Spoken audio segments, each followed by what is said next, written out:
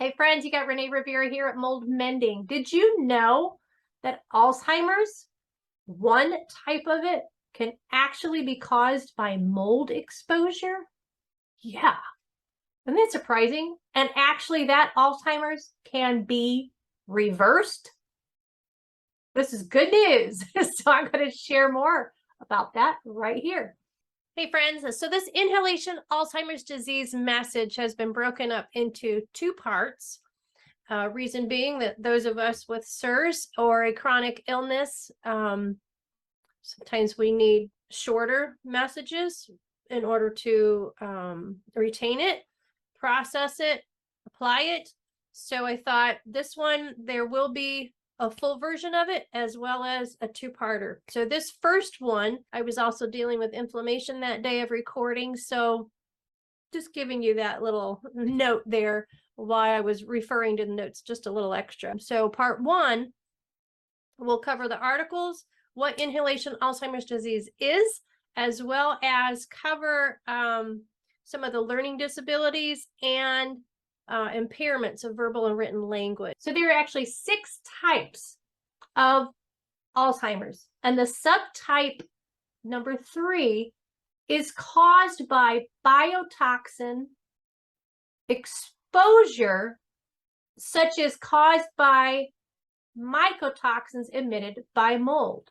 And this subtype 3 Alzheimer's is actually called inhalation Alzheimer's disease, also known as IAD. This is an unrecognized and a treatable epidemic.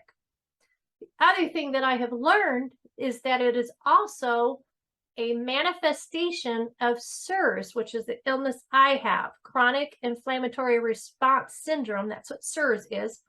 And it can affect some CIRS patients if there are extra stressors involved, extra metal toxicities or other toxicities involved. There can be other factors that tie into the CIRS illness that then turns it up a notch to the inhalation Alzheimer's disease.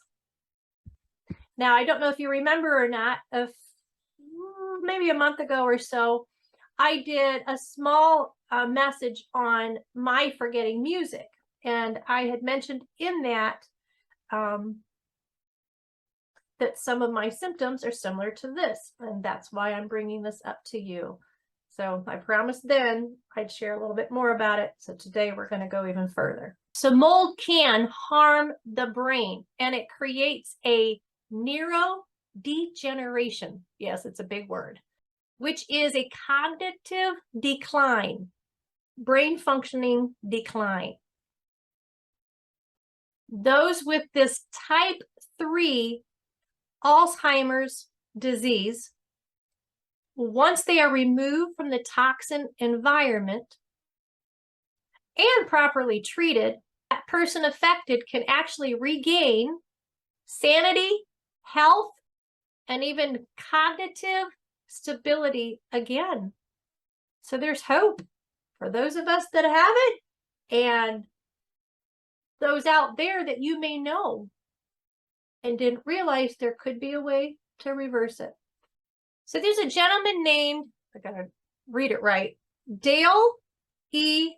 Bredesen, B-R-E-D-E-S-E-N.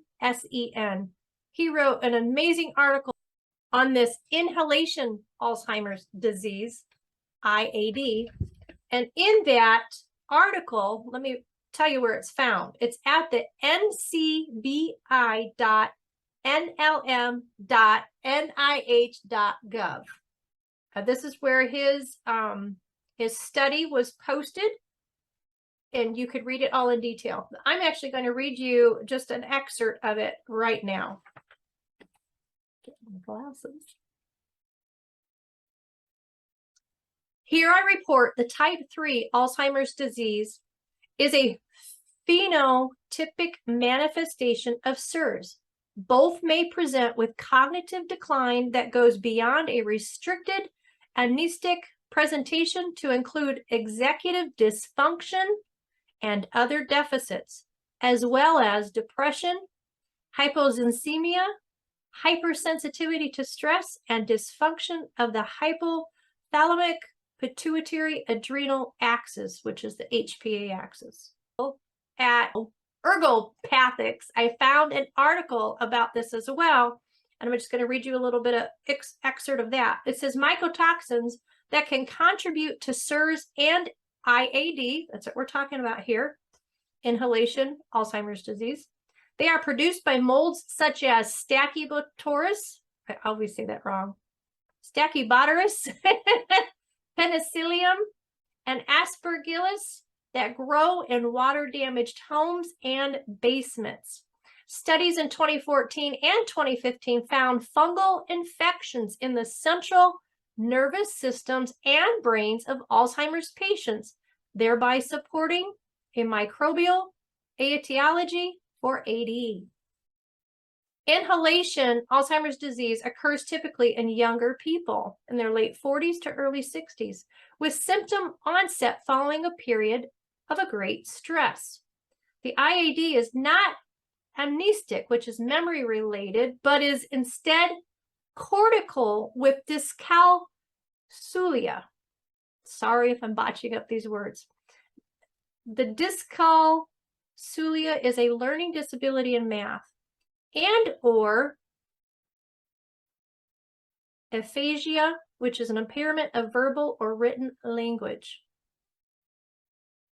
It's interesting, it talks about the disability in math and also the impairment of verbal and written language, because I was affected by that. I'm also affected by memory with this mold illness, but they're saying that the Alzheimer's disease is not the memory related piece, but it's the learning disability like in math and the impairment of verbal and written language. There's a lot more about that, but I wanted to share with you ways that mold actually affected my brain and put me in a similar dementia Alzheimer's state due to the black mold almost killing me where we lived.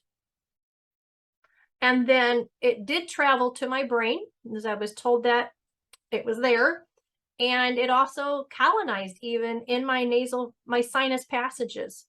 And I've been treated for that. So wanted to go down this list of things that relate to this article of how my body was affected by mold and what my brain did as a result. So not only, like I said, had the colonized mold, that's called Marcons, M-A-R-C-O-N-S. But besides that, conversations for me were very hard to follow. Listening, deciphering, being able to interpret body language of others, and then to be able to even reciprocate back in a conversation. That was difficult. I have my brain back for that now that I've been treated and I'm out of the mold environment, thank God. What else? I could not place words in sentences, and it talked about that in the article.